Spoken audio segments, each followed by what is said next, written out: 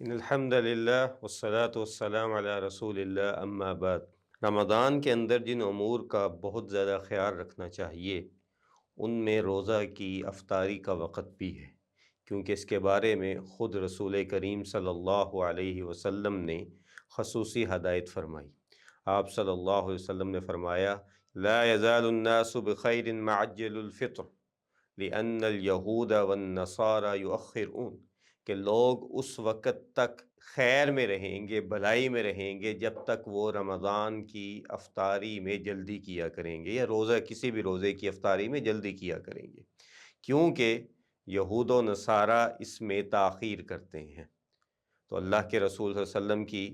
بتائی ہوئی بات میں خیر اور بھلائی ہے، کیونکہ یہ سنت ہے، سنت میں خیر ہوتی ہے، اور سنت کی مخالفت میں خیر نہیں ہوتی ہے، اور اسی لیے اللہ کے نبی صلی اللہ علیہ وسلم نے کہا کہ لوگ بھی خیر خیر کے ساتھ رہیں گے۔ تو حدیث یہ سکھاتی ہے کہ جیسے ہی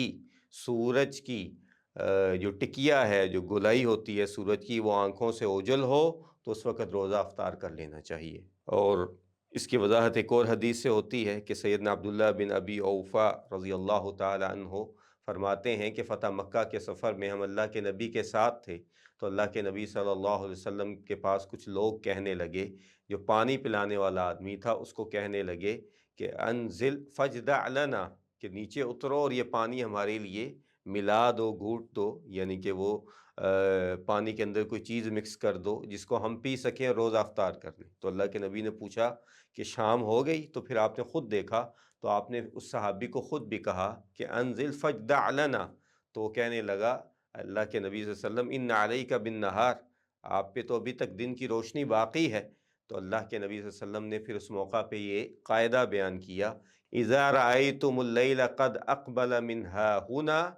فقد افطر الصائم، کہ جب تم اس مغرب کی جانب دیکھو کہ یہاں سے اب سورج کی ٹکیا غروب ہو گئی ہے اور رات کا اندھیرا چھانے لگ گیا ہے، تو تم روزہ افطار کر لو، جو روزے دار ہے وہ روزہ افطار کر لے۔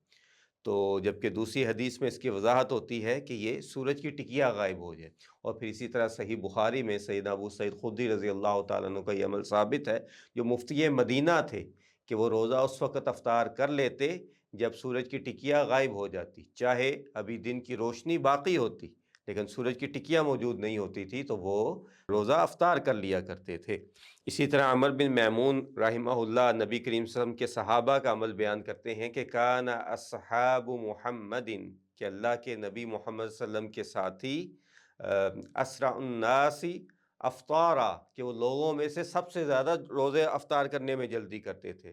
وَأَبْتَاهُمْ سُحُورًا، اور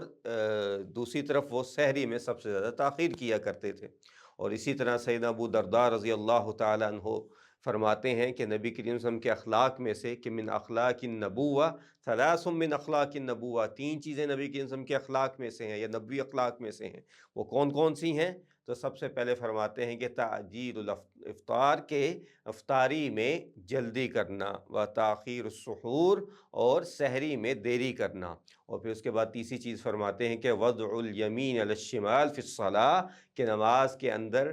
داہنے ہاتھ کو بائیں ہاتھ کے اوپر رکھنا۔ تو یہ تین چیزیں انہوں نے کس میں بیان فرمائی؟ نبوی اخلاق میں سے بیان فرمائی۔ اور اسی طرح روزے میں افطاری میں جلدی کرتے ہوئے روزہ کے لیے جب آپ کچھ کھا پی لیں تو اس کے بعد یہ دعا پڑھنا ثابت ہے، پہلے سے کوئی دعا نہیں ہے، پہلے صرف بسم اللہ پڑھنی ہے۔ اور دعا کیا ہے کہ ذهب الظمأ وابتلت العروق وثبت الاجر انشاءاللہ، وہ پیاس چلی گئی، میری رگیں تر ہو گئیں، اور میرا اجر بلا شبہ جو ہے وہ اللہ کے ہاں ثابت ہے، اللہ کے ہاں موجود ہے۔ تو یہ کچھ سنتیں ہیں روزے کے حوالے سے جن کا خیال رکھنا چاہیے۔ اللہ تعالی ہم سب کے روزے قبول فرمائے۔